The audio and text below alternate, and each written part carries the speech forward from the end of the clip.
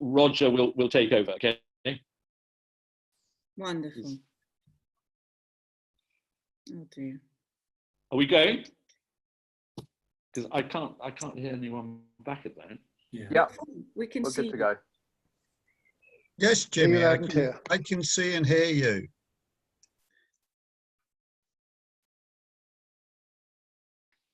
Okay.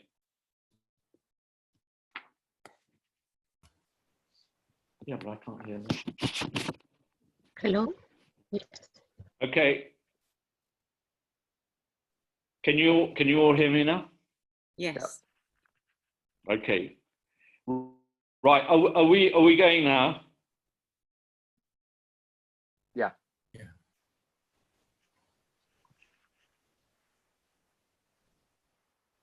Okay. I hope you can all hear me, and I'm very, very sorry about well, at least I'm having slight problems with communications this evening. If you can't hear me, start waving like mad. At the moment, I can't hear any of you actually, but so I'm talking blind. I just obviously want to welcome you all to this second panel of Question Time, the British Spanish Society Question Time formula. 3 weeks after our last one, which was a great success, and it's great to have yet another great panel with us. We've got one returnee, the very beloved Anaromero, and we're joined by Dame Mary Marsh and by Miguel Otero. I wanted to, since we've started a bit late already, to get straight into it, but just to remind you where we were about 3 weeks ago. There were 26,000 deaths plus in the UK, far more than were originally. The Spanish Health Ministry estimates put their estimates at 20,000 going down. The Secretary at the time described it as a dangerous moment. The Spaniards seemed to be beginning the first time to disentangle their lockdown, and children were going out in the streets for the first time. Where are we now 3 weeks on? Well, if we keep to the statistics, we're going to be talking. So we'll try it on the computer. Can you all hear me? Yes. Where we are now is we're the UK has now got more deaths than any other country in Europe, far surpassing Spain, and only surpassed in the world by the United States. But both countries are in the same kind of trajectory, in the sense of trying to figure out the way forward, how to continue the gradual relaxation of lockdown, but still not quite being able to satisfy everyone in their countries that they have risk estimated or indeed under control, which of course is a problem and a challenge for policymakers, but is also a psychological problem for the people who are living it. Just to go back to our panel, I couldn't think of any better three people to discuss this. Mary Marsh, Dame Mary Marsh, is really one of the most influential charity and business sector leaders in the UK. She has held various non-executive roles across sectors: public, business, charity, non-profit organization. And since I've known her, she's been a fantastic champion of good governance and an example to us all. Anna doesn't need introduction, but she's a beloved colleague, international correspondent, and acclaimed author. And some of you, by popular demand, demanded that she be back on our panel, and here she is. And I particularly want to extend a welcome to Miguel Otero, who is a leading international economist, a senior analyst at the Elcano Royal Institute, and professor at the IE School of Global Public Affairs. He studied at Oxford, also in the Exeter School of Management in France. And he's also been on the Spanish government advisory on coronavirus. So I hope you'll be able to share some insights on that front. Could I begin with the panel with the question that we always like to with, which is a more sort of personal question, which is how you've been actually personally living these last 3 weeks, particularly. But let me frame the question in a very specific way, if I may, which is, what have been the best and worst aspects of the enforced change to the way you work, not just in the last 3 weeks, but in the last few months? Could I begin with Miguel?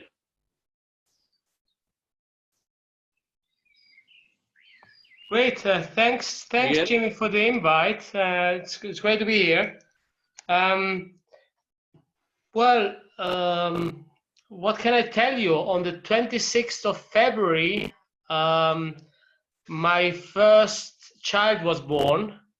And so, you know, and then, as you know, those were hard weeks of first the state of alarm or state of emergency, and in Spain on the 14th of March. And subsequently, around the week of the 20th of March, that's when I was first approached by the Spanish government to, you know, to give my analysis and my, you know, my thinking on how to, you know, design a proper exit of the lockdown. It was a very intensive month. Around the 24th, that's when we presented our proposal, and I think the 25th is when the Prime Minister of Spain, Pedro Sánchez, really, you know, made public some of the main ideas, general ideas of the plan, and then on the 28th of April, that's when the plan was then presented properly. And I guess, you know, it was one of the toughest times in my life in terms of, you know, workload. I mean, not only had I been, did I have to be on this board, you know, designing the plan, but I had the newborn, and I had accumulated a lot of classes with my school because I was 1 month in paternity leave. So when I had to come back, I had an accumulation of classes. And so there were weeks where I had to teach 15 or 18 hours every week, which for a university professor, that's pretty mad, because usually if you teach 6 or 10 hours a week, that's pretty good. And so, yeah, I didn't have much sleep. It was very intense. I think overall I'm happy with you know, our plan. The general lines or guidelines of the plan have been adopted by the government. Can be summarized in 4. Miguel, can I just interrupt you there? We will go on to government policy in a minute, that we're just sticking to the sort of personal experience. Can you just remind us where you are exactly? You seem to be obviously not short of books in the background. I am in my office in my house, you know. Where? In Madrid? In Madrid, yes. Good. Just given that you're both in, I think probably in the same country, I'm not sure in the same city at the moment, Anna, but just can you bring us up to date on your personal odyssey? Well, congratulations. First of all, Miguel, congratulations for your newborn baby. I hope you didn't call him COVID-19, because I've heard there are already some babies called, is it a boy or a girl? It's a girl, actually. It's a girl called Thais. What's her name again? Thais. Thais, okay. Well, the pandemic girl. Congratulations. And thank you. Also, I'm very excited because Miguel is one of the evil experts that have been so much criticizing Spain because nobody knew their names and faces. So I'm so happy to be back today, and I'm so happy to have Miguel and to see him explaining now the plan that he was involved in. Personally, I was 3 weeks ago, seems like an eternity. I was in Madrid then. It seemed quite at the beginning yet. When we spoke for the first time, we were doing really well because it was still early on. 2 weeks later, I came down to the south. I'm in Cádiz now, at the tip of the country. I'm nearly in the north of Africa. It's very warm here. It's really hot right now, 30 degrees here, and lovely. But I think our mood has swinged a little bit, like the rest of the country, towards, how would I say, it's turned a little bit more heavy in terms of thinking what is going to come now. It's gone from the sort of, let's be strong and let's go for this, it'll soon be over and let's stay healthy, to the what is going to happen in a couple of months when we have finished with the virus. But of course, we've got the economy in front of us. So the mood has swinged a little bit, also in my family. And your kids, of course, are still being taught by virtual remote control. They're fine. Mary, Mary, can we come back to the UK? Let us know how you've been dealing with this the last few weeks. Yes, I'm on the Isle of Portland in Dorset, near where the Olympic swimming was, and the chimney behind me in my upstairs room here, where I can look out at the sea from the window, is Portland stone. So that's where I'm grounded. I'm also, this is a family home. I'm here a lot, but I also have a base in London. But I happily happened to be down here by the 16th of March, and when the lockdown came, I decided this is where I should stay, which has worked very well for me. But actually, while you're here, you're on, I'm spending my life with the various boards I'm involved with on lots of Zoom and Microsoft Teams meetings, and where I used to have to move around from one meeting to another. The challenge I find these days is that one meeting backs onto another. You don't have quite those moments of gathering your thoughts between one thing and another, so you can have some pretty heavy days. But then there are bits of space, and I'm very lucky to be able, unlike those of you in Spain, to have been able to get out for a long walk at least most days. The context that we're working in, I'm here alone. This is the oddest part about the whole isolation thing. I'm widowed. My husband died. Juan died over 20 years ago. This is the home he and I built together, so it's a good place to be. But it is very odd being entirely alone. And I kind of knew that's what I was facing, and that it would be that probably for 3 months, and that looks quite likely. I've done good 2 months now, but I don't know many people locally, and so that's fine, because I'm in touch with family and friends and work colleagues otherwise.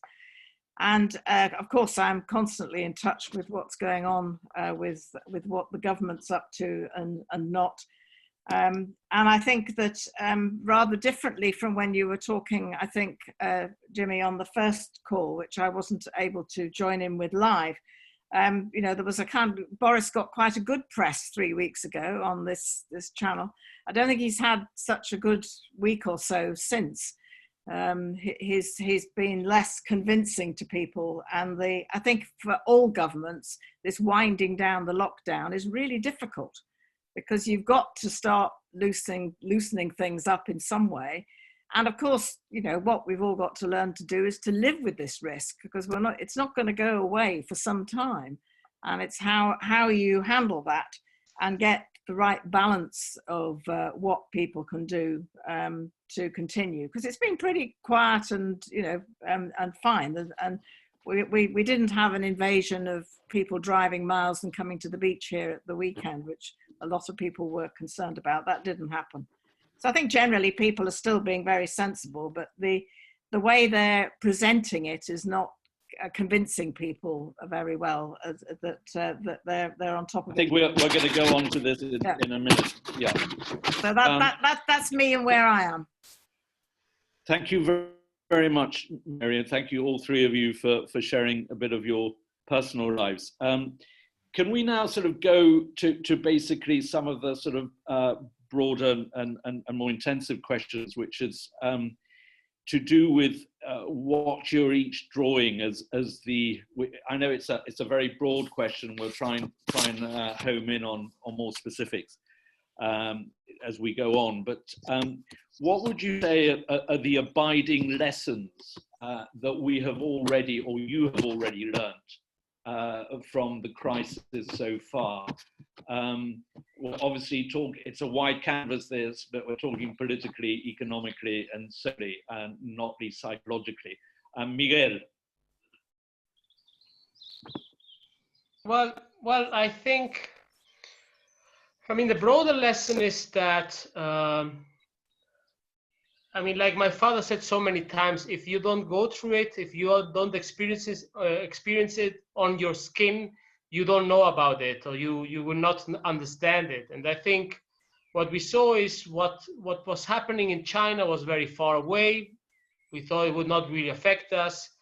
Even when things were happening in Italy, the same. I think even when things were happening in Spain, in the UK, people thought, well, I guess Spain is not really prepared for these things, and so forth. And I think one of the lessons here is really, that what you see in history books can happen to you, and big pandemics happen, and we were truly not ready for it, at least not in the West. And the countries that had experienced MERS and SARS before, they were much better prepared. Not only China, but Taiwan, South Korea, etc.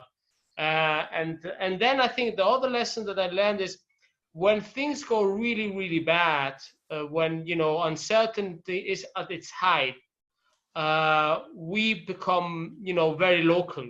The first thing is family, friends, and even me, someone that is really working on international affairs, international economics.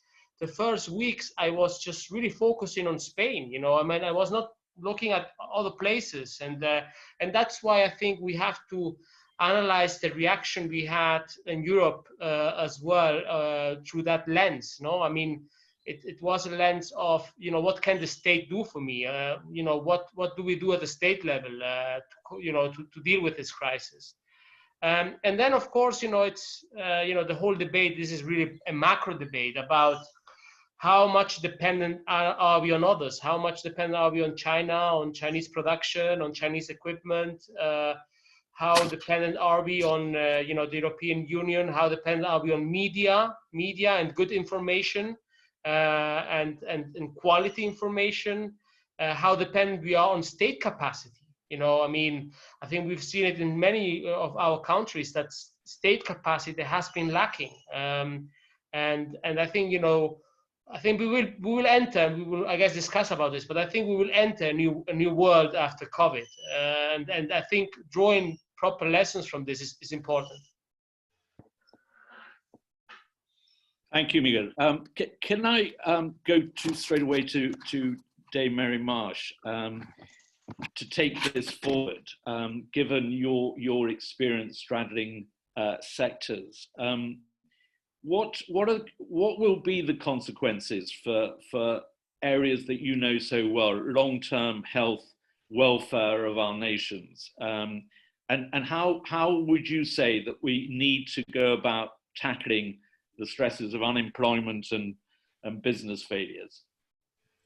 I think one of the most important things is that we approach what we're now going into, and it's happening now, is that we need to seize the opportunities that it provides, as well as facing up to the challenges, because it is a time for us to have learned from what we've been through and to be doing things differently. It's hugely impressive, the speed with which organizations, whether it was schools and universities or businesses or or the NHS in England, the hospitals, how things were moved from where they were to where things needed to be in order to work under new circumstances. So we've learned a lot about flexibility, agility, speed of making decisions, how to work together in different ways. And I think it's really important that we learn from what we've done, and we can learn how to do things better. Because I think there are lots of opportunities to do things better and face up to some of what we've parked a bit as, low probability but high impact risks. We need to be a bit more prepared for them, including all the issues around sustainability and climate. I think we need to build that in. But it's right that the stresses of this immediate period are going to be really tough. Because you've not only got the fact that governments who've been spending lots of money on supporting us through this crisis, that's going to be in our economies for some time to come, but they're not going to be able to wind back from that. I think that we're into a different place of thinking what the priorities need to be, and I think that we're going to need to think harder about the balance of how we provide for the vulnerable in our communities. One of my biggest worries, there are lots of vulnerabilities I could talk about, and the whole issues of how we've disrupted healthcare for all sorts of people by the focus on the immediate problem, and there's lots of consequences to come down the track there. But I think my biggest concern is about the generation of those amongst us now who are aged, 3 to 23. That generation is going to be so severely impacted by what's happened and what's coming, the unemployment, the disruption, the change, and the disruption to their education as well.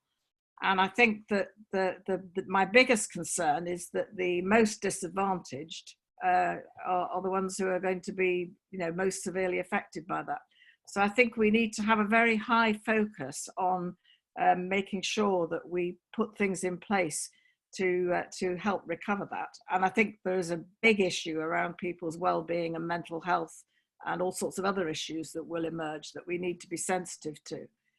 But that doesn't mean we shouldn't be positive and want to look to do some things different. It's not about anything, nothing about this is normal, it's different, and we need to take advantage of that. Thank you very much, Mary. I wanted just to pick up on a critical issue that you've mentioned. Well, they're all critical. And I know that various questions we've been receiving have been on this area. And I want to go to Ana as a parent, and then back to Miguel, which is this huge issue of how our respective countries, the UK and Spain, since we're focusing on these two countries, I mean, how are we going to recover? How is this generation that has not been allowed to go to school? As Mary says, there are people at one end of the social scale sort of who are complaining because they haven't got time to spend more time at their bank because they're having to teach their children at school. On the other hand, there are people in 10 into a room where there are cases of potential sexual abuse. So, you've got all sorts of different cases going on. But Anna, just to go to your experience, you've been having to manage your two girls. What are your sort of concerns and fears for this generation of children?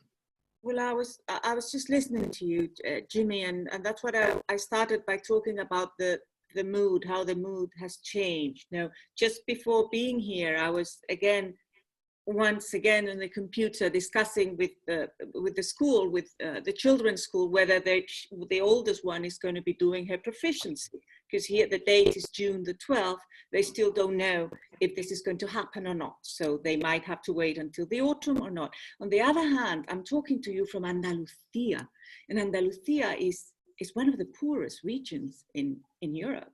It makes a huge difference. 3 weeks ago when we spoke, I was in Madrid, And the way you look at things, of course, it's different. We're talking now here, we're going to be reaching again an unemployment rate of 30%. So personally, I'm kind of living this situation where I can see what you just said.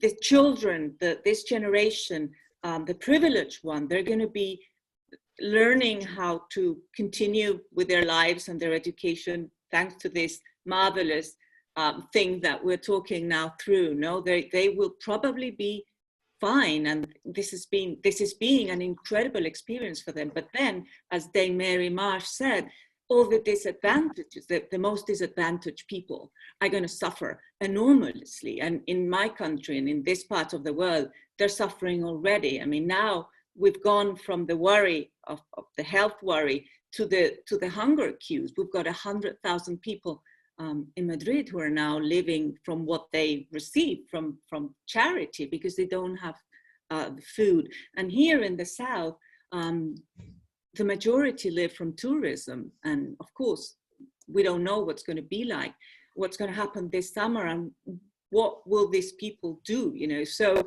that's why in 3 weeks' time, things have changed a lot because of the mood swings. On one hand, this has been, and it's terrible to say, but it is being very enriching in the sense that the children and the adults were learning so much in all walks of life. But on the other hand, we're now seeing the terrible consequences of this pandemic. And you know, the numbers today, Miguel has them in his head, the death now in Spain, only after the 2 first weeks of confinement, of lockdown in March, we're now back to the level of 1909. That's incredible. I mean, we've passed the 100% Rubicon, of course. And so it's very, very worrying. And I insist, the way Spaniards are looking at this now is very, very different from 3 weeks ago, definitely. Thank you, Anna. I mean, Miguel, sorry to put you on the spot, but I must say I don't envy you trying to advise a government which is meant to be a coalition, but seems to be its critics divided between a sort of moderate socialist Prime Minister and a revolutionary deputy Prime Minister who's a Marxist-Leninist. Given that background, what do you think the priorities for spending and investment for the public sectors in Spain are going to be in terms of getting over this very, very dire economic prospect which Anna has just identified? Well, I think I would follow a bit Marius. I mean, what Anna said is reality. A lot of people are concerned. It's a reality as well that the weaker or poorer will be hit the most, unfortunately. I mean, skilled people, they are on Zoom, unskilled, they are unemployed. And so that's the background. I think, if I would have the Prime Minister in front of me here, I would suggest 4 key areas. And it goes by saying that I'm not happy about this whole idea of recovery. Unfortunately, we will not be recovering much of the old. I think it's more about transforming the old. So even in the European Union, this recovery fund should be called transformation fund or something like that, right? Because really, we will not go back to the old. So 4 key areas.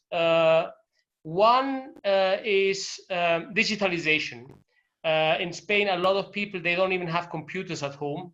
So you might have to really put money into computers at home, first of all, because we don't know what's going to happen in September. There might be times where there might be new lockdowns, or we will have to split the classes in 2.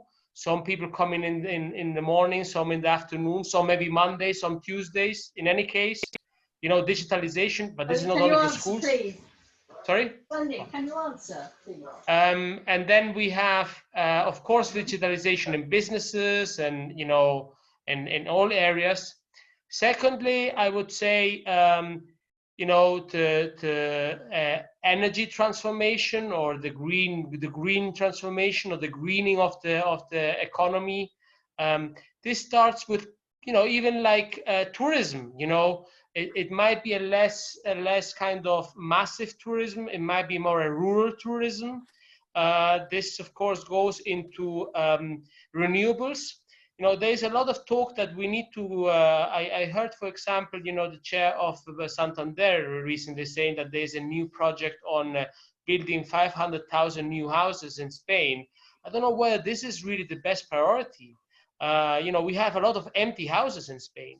I would put the money much more. I mean, there are studies that show that if Spain would have renewable energy and the interconnections with France, Spain would be one of the biggest exporters of energy in the European Union.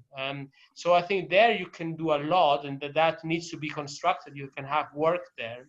Thirdly, inclusive growth. And there, you know, the focus needs to be education. You know, the education in Spain is still underperforming.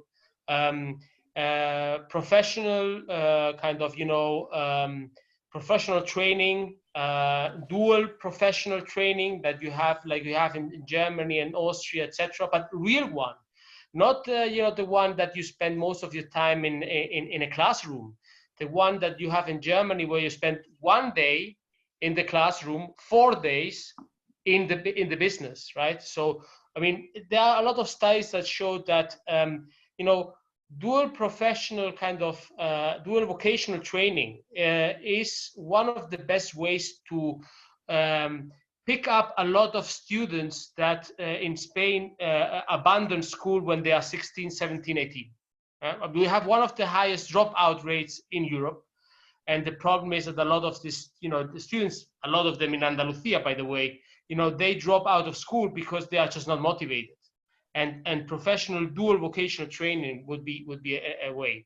And this is you need to do as well much better what we call here you know, policies for reskilling and retraining of people, right? So the active employment policies, that needs to be improved. Maybe even we will have to introduce a permanent basic income. Right? Most countries in the Western Europe have a basic income. And with the situation that we have right now, this must be one priority as well. And fourth element, internationalization. Right?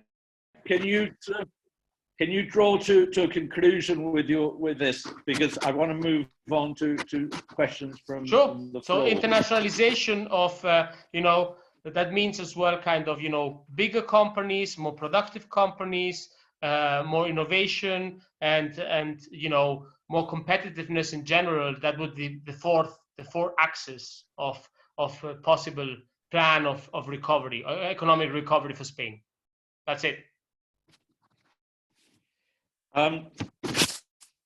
Mary, I wonder if you could just very succinctly and briefly, just from your perspective, and particularly your experience of straddling the business and voluntary sector, what role do you see for the, if that we're not all put out of business literally in the next few months, what role do you see for the voluntary sector and organizations and charity sectors, given there's been such a huge uplift in voluntary action in these last few months, both in Spain and in the UK?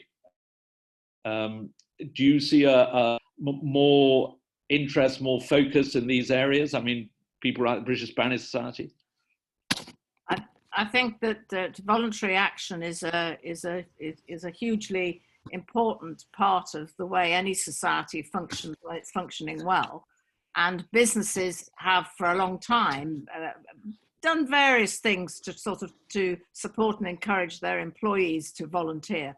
But I think some of the range of volunteering that's emerged from this crisis, it goes a bit further. My worry about it all is it's all a bit hit and miss, because there are a lot of organisations, charities who've lost, fundraised income that they depended on, and some have attracted significant business contributions, voluntary contributions, and active volunteers, there are an awful lot, and particularly the smaller, more local community ones, which I think are just going to disappear. So I think we're going to have to do quite a bit of rebuilding. And I like Miguel's transform for my doing things different. I think, you know, transformation. So the transformation will have some recovery in it, but I think some things we're just going to have to face up that we've lost, and we're going to have to do it differently to build it going forward. But I think it's that whole sort of social responsibility aspect of life is something that I think the whole of business has shifted into recognizing that operating in a more ethical and responsible way. You know, there'll be a lot of noise about that. I think this is going to be a golden time to actually get on and do it, and to build it into the way that everybody operates, and people think very hard about the social impact and consequences of how they're operating, what they're doing, how they look after their own people in their businesses, as well as the communities they serve. So I think there's a lot of opportunity, and obviously operating sustainably too, because that's a critical part of the responsibility, is the whole sustainability agenda. So I'm all for that too.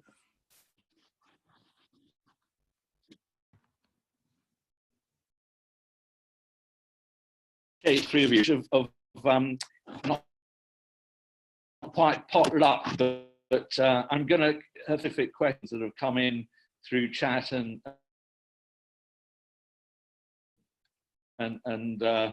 pre you from different directions. I think I will probably leave it. Well, I will try and identify which of you three might tackle it first.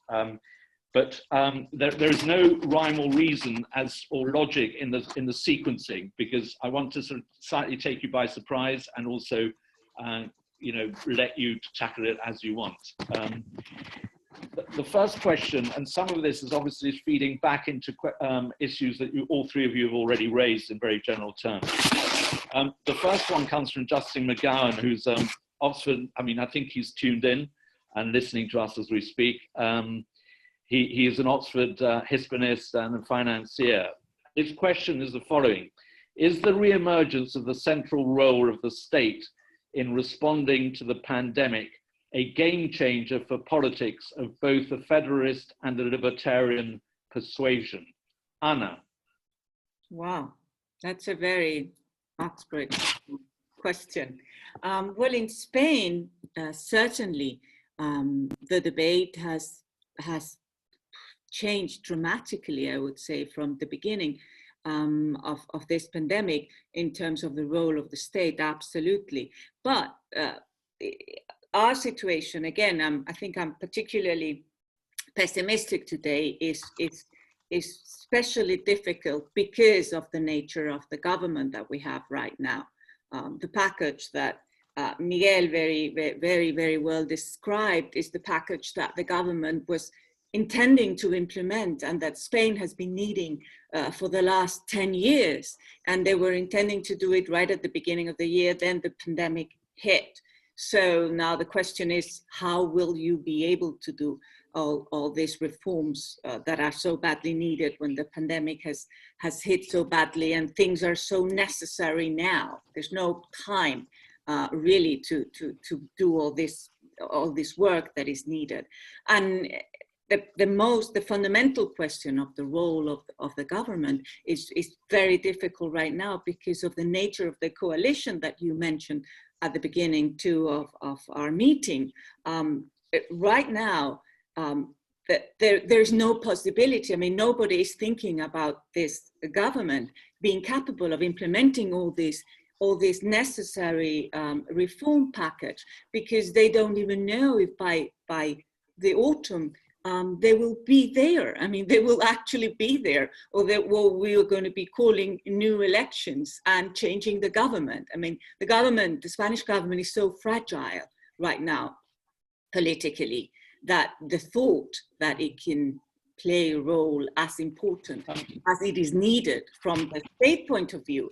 It's just unimaginable right now. And as I said, things change so fast right now that if it's May, we really cannot be sitting here and saying we're going to be able to meet again in October with the same people there. So it's really, really difficult to imagine the situation, how it's going to be at this very moment. It's impossible. It really is. I mean, anything that you, sorry, yes. Okay. Okay, Anna. I want to just throw another one. But at Miguel, you actually the green. A question which Carlos Ope, who's an environmental consultant based in Madrid, he's an Anglo-Spaniard who's I can see here, has an interest in, and I'm just going to, because we've got bad connections, Carlos, if you don't mind, I'm going to put it on your behalf, which is for many weeks we've all been, I think, in both Spain and the UK, wherever we've been. I mean, one of the great benefits of where we've been is we've been enjoying cleaner air, less traffic noise, more nature. Is it your view that the environmental gains are going to be protected by the governments in Madrid? Obviously, you can't speak for the ones in London. I'll get there with Mary. But as you strive to restart the economy, or do you think the green agenda is once again in peril? Thanks for the Miguel. question. Yes. I mean, going back to what Anna just said, I'm less pessimistic in the sense of, you know, the last decades have shown that reforms are only done when, you know, you are against the wall.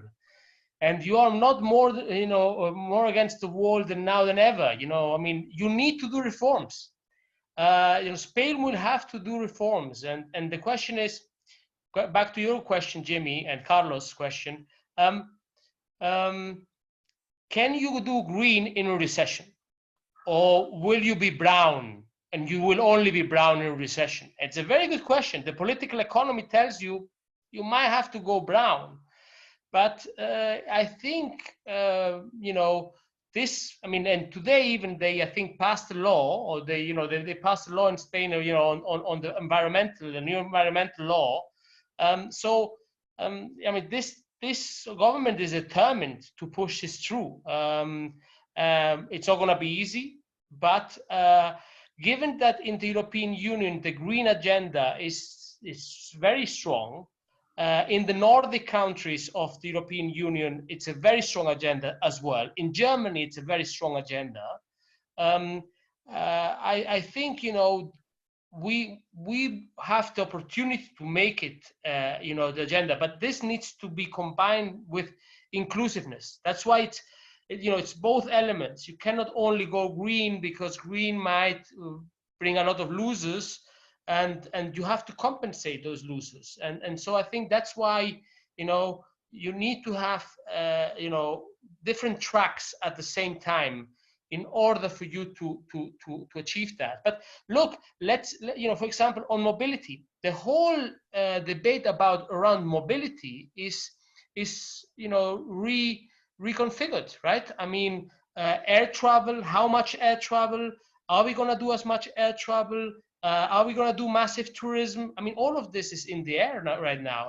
And I believe that the green agenda is here to stay, and therefore the Spanish government will push for it, despite the resistance of certain interest groups. You want me to come in now? Thank you, Miguel.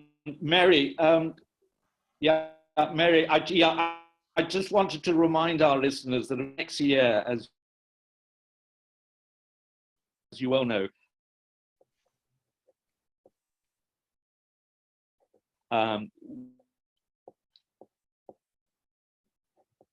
president meeting taking place. It's also going to the government we have an important role. Does that raise your hopes, Mary? I'm afraid we lost a lot of what you said there, Jimmy. You kept breaking up, but I think you're talking about the COP conference in Glasgow next year and the UK's opportunity to give a global lead and in this area. Is that what you were saying?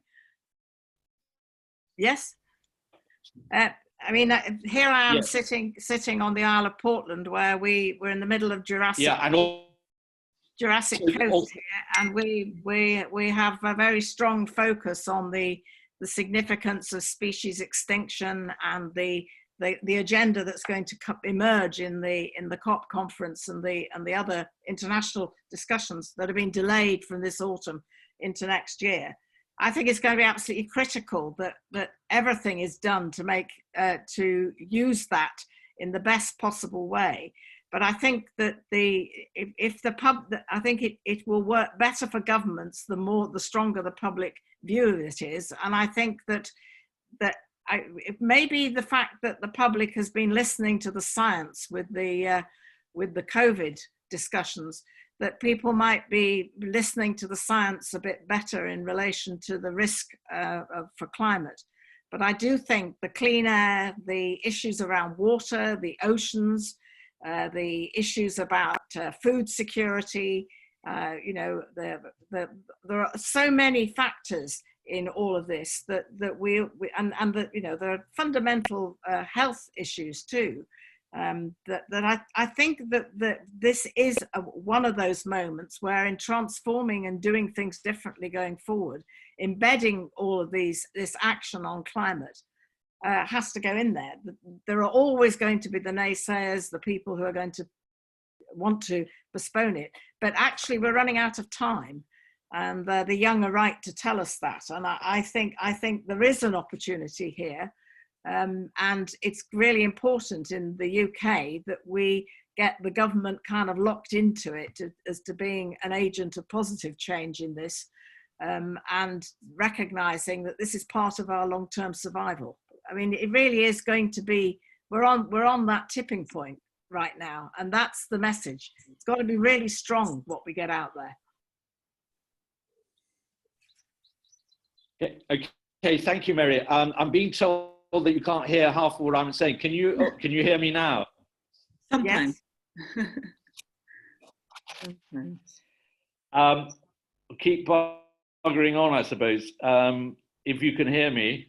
Well, I hope I did respond to what you said, even though I had to invent some of it. Okay.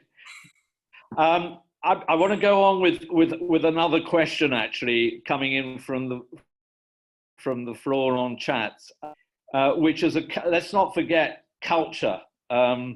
Miguel Benito, who is a London-based Spaniard, not only poverty-stricken students, finding them accommodation and financing it, but he's also a trustee of the Spanish Cervantes Theatre in Southwark, which some of you might know, and engaged in cultural education, which is, you know, what is the future for small, middle-sized charities trying to keep going, particularly in the area of culture? It seems that the British and Spanish governments, not for the first time, have adopted a slightly different view. The British government has always seems to have supported culture rather more than the Spanish government. The Spanish government seems to be saying to people asking for money for culture, you've got to wait, it's not a priority. Whereas the British seem to be taking this very, very seriously. I'm not sure where they're going to find the money, but they're also taking it very seriously. The question is, from Madrid, Miguel, what priority is culture for the government that you've been serving? Well, I guess here, it depends who do you talk to. For the people of culture, the help and support was not enough. For the people that they are not very keen on subsidies and government help to to any business or entrepreneur, they would say the government is spending too much money on culture. So I mean, here I think that's the debate we have right now. I personally think that culture is pretty important for a country. But again, I think, and this leads me to another debate I think that we will have. You see, once you start to have proper resources for people, like for example a minimum income, then people start saying, hang on, do these people deserve to have this support? And then you have then people saying, should we not check on who deserves this, who not?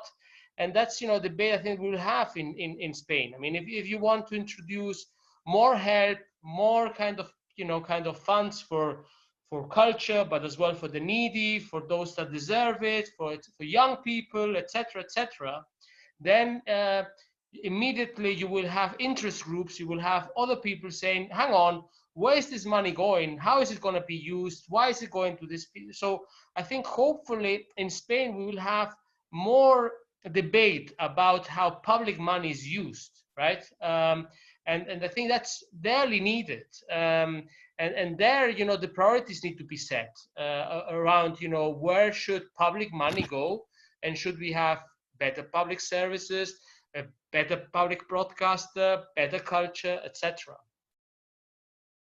Okay, Miguel. Okay, I want to go to Mary actually, because you seem to be telling us that Paul Preston has put in his latest book that the Spaniards have a bit of a problem agreeing among themselves. But just wondering whether Dame Mary, whether you see a clearer picture, if at all, emerging in the UK, particularly the importance of supporting culture, given the Arts yes, I would say that Council and yes, we've got a very strong other entities. Sorry, I'll carry on. Sorry, Jimmy, because we can't hear you properly, and I thought you'd finished, and then you carried on. No, we've got a very strong structure for supporting the arts in principle in the UK, but a lot of it goes to some of the larger institutions, and some of the more local arts organisations are, they're in the same frame as other charities in having problems. I think that the arts are utterly critical. I think they're fundamental to everybody's lives, and I think they're a very important part of national life and well-being, and they're also an important part of all of our international connections. One of my organisations is the London Symphony Orchestra, which obviously travels internationally, or did until the last couple of months, as well as having a strong base in the UK. But it's really challenging at the moment. There isn't government money rushing in to support the cultural sector in large amounts at all. And the many people who work in the cultural space are in a huge problem, because they don't fit any of the government schemes for standing down and furloughing. But the one thing you can't do in an orchestra or in a dance troupe is socially distance, or it's extremely difficult anyway. And so that there are some rich, and the Globe Theatre threatened today that it was facing closure because it was running out of money. So I think there are challenges everywhere on this, but I think it's crucially important. I think it's absolutely fundamental to a society, and I think the point about making it accessible to people, on all incomes is really important, because one of our big concerns in the UK is the access to music tuition is often not available to those at the bottom end. So although we've got this national tradition of being strong with the culture and the arts, we're a bit uneven in how we make sure it reaches everybody. That's very, very good point. Can I throw a totally different question at Anna? Because I think it's just up her street. Countries with female leaders, New Zealand, South Korea, Germany, appear to have come through this crisis so far with less loss of life. What best explains this correlation, and have Spain and the UK missed a trick? I hope I understood your question, Jimmy, because sadly I'm having a little bit of trouble today hearing you. But I think I think the answer is common sense. I think women, including women politicians, are asked to deal with very deep questions like men politicians, but they have what I would call common sense. For example, it comes into my mind, the Prime Minister in Jamaica, she talked to the people when the day came of the lockdown in a very simple way and told them, look, you have to stay home. If you cannot eat biscuits or your favorite biscuits, just eat crackers. I mean, the language that she used was very simple and they understood what she was saying. The Prime Minister of New Zealand, who is also a lady, right? She was also very clear and apologized. She went out, she spoke from her home. She had just put her toddler into bed. It was a very famous video. And she said, look, I'm sorry. I'm really sorry for having to do that because I know you must be very worried. And the only way we could do it is by sending you messages to your mobile phone. And I know you must be very worried, but this is why we're doing it. I mean, I think the way Merkel, of course, Chancellor Merkel, we all know about how, because of her background, she was very clear about what it meant to get the virus and how to stop it. So I think common sense is very, very important because of the way women are forced to deal with things. And then also, from my point of view, I'm sorry, I'm a woman, I think we do tend to be maybe less aggressive in the sense that we're less forced to behave in an aggressive or a masculine way. And I think that also has an influence, especially in situations like this, where people go to the most shocking experience. I mean, where you feel really scared, where you don't know what is going to happen, and you kind of need an embrace. You know, our Prime Minister, our Presidente, Pedro Sánchez, is widely criticized for being very cold and very lacking empathy. When he speaks, he speaks for a long time, and he gives these very, very long speeches on the technical aspects of what we're doing it, but you kind of, you miss the embrace, the sort of, don't worry, we're here and this is going to be fine. I think this is an empathic, if you can call it, or just a different way of dealing with politics. And of course, and this last point would be,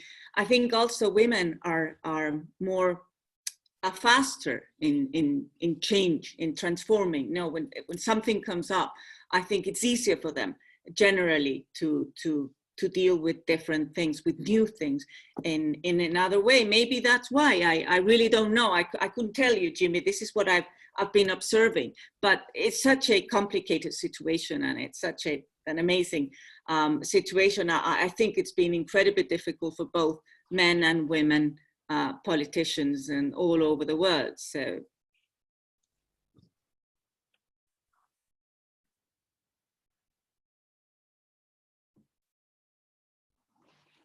Jimmy's gone. Thank you, Anna.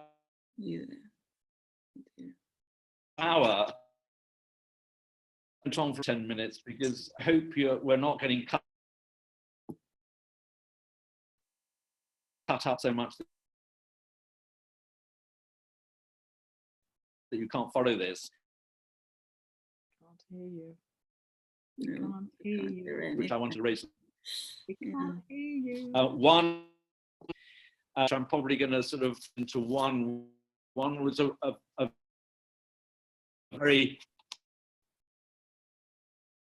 one from Brian Douglas.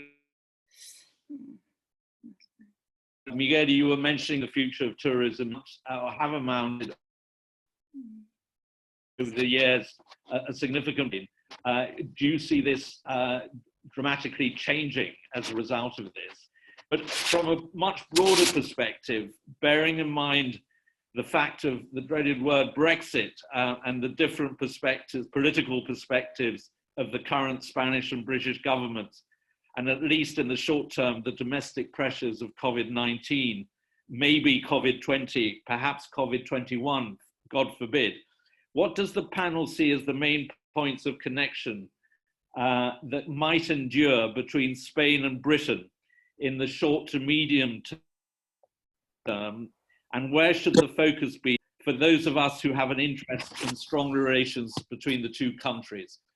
Dame Mary. Right. Well, I'll start with the culture. We can definitely keep our cultural connections, and I'm very sad I won't be in Santander this summer for the international festival with the LSO, because I was last summer and was looking forward to coming back. I think that the peoples of countries make their own connections, and the relationships between countries, the EU has not only been a small part of our history, and we can make bridges beyond that. I think education and science and learning is a really important area that we've got to keep connections. We can't do all of that on our own.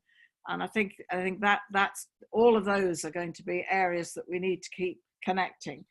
And please, Spain, you need to keep finding ways of sending us food, because there's no way we're going to be able to replace you if it all suddenly stopped.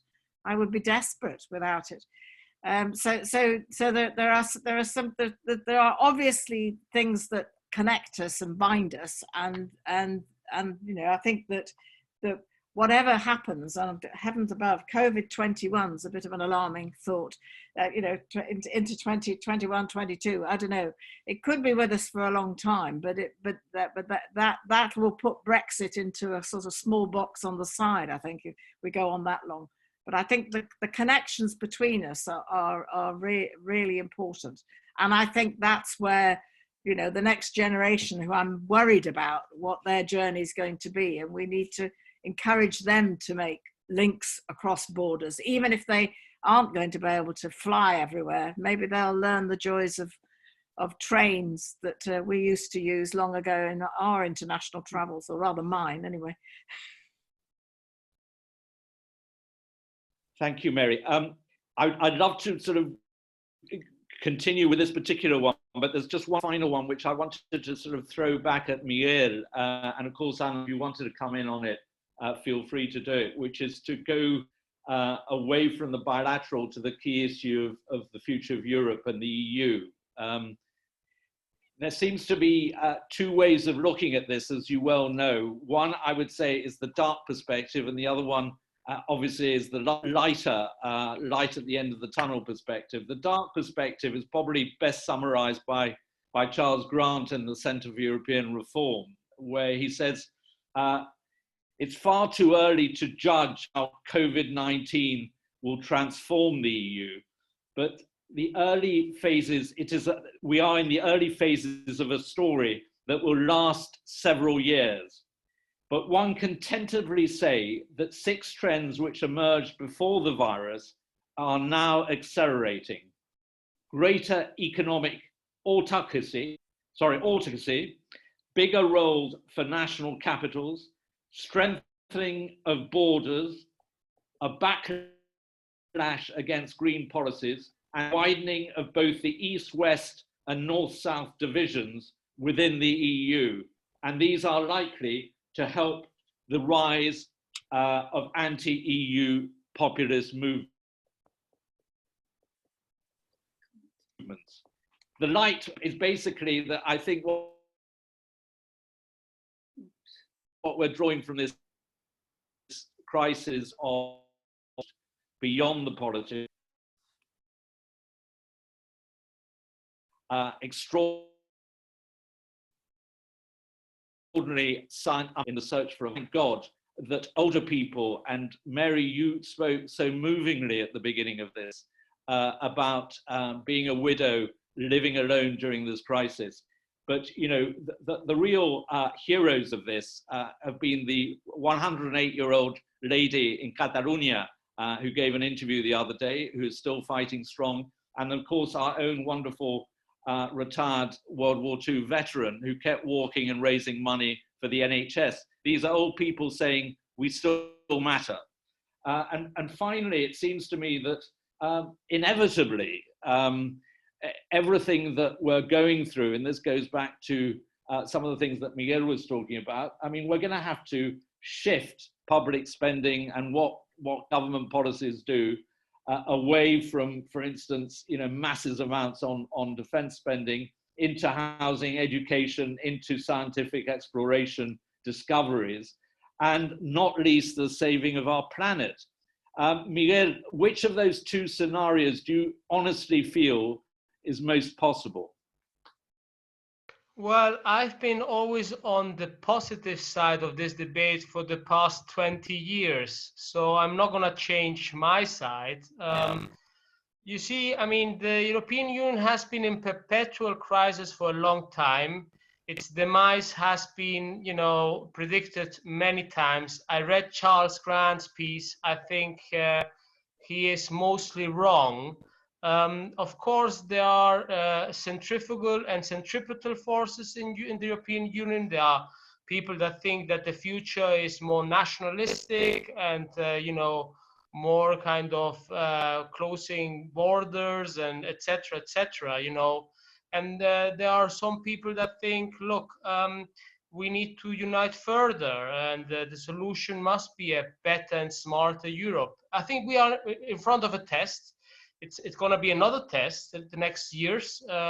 We'll see what comes out of it. What I can say is, don't underestimate the willingness of the Europeans in front of big challenges to stick together. I mean, you know, what was agreed yesterday by France and Germany is historical in nature. I mean, you know, these are 500 billion, okay? That's not pity, you know, that's not little money, you know, it's a lot of money. And if you want to put it in Spanish terms, what the French and the German leaders did yesterday is like buying a house together.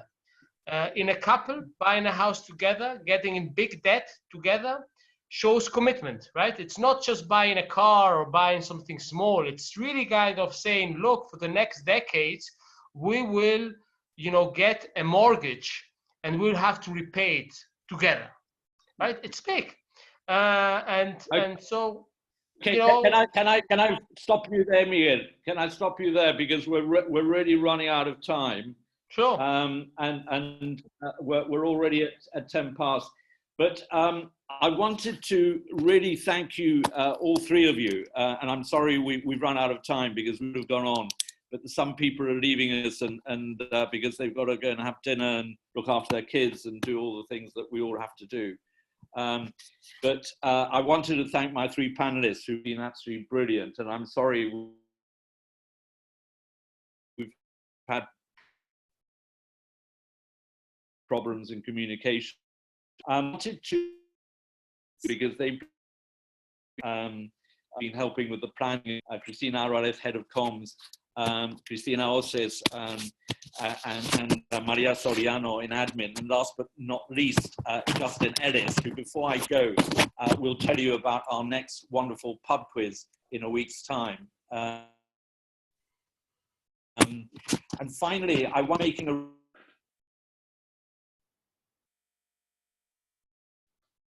real effort of the British Spanish Society, obviously the pub quizzes of the others. We're also doing an awful lot on social media, which some of you are already picking up on, but really, really good stuff. And I do urge you to follow us because we're working on it very, very hard. And that's really all from me. Simply to say to you, thank you, all of you, for joining us. Those who are members, I hope you're finding it worthwhile being members of the British Spanish Society. And those of you who came in just for the ride, please become members because we need you. Justin, can we end with your wonderful final reminder of the pub quiz? Yes, sure. Yeah, very briefly, we've got a pub/tapas quiz next Tuesday, same time, same place. Last week we had about 25 people on board. It's same kind of format. We're just on Zoom.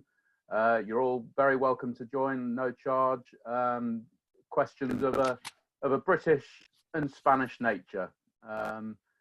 Yes, there are details on the website. There are details on, or there will be details on the website and coming out via our social media platforms. So please do sign up for that. But in the meantime, yes, let's give a round of applause for the chair, Jimmy, and for the 3 speakers. Thank you very much. Thank you. Thank you, Anna. Thank you, Miguel. Thanks to everyone for being with us.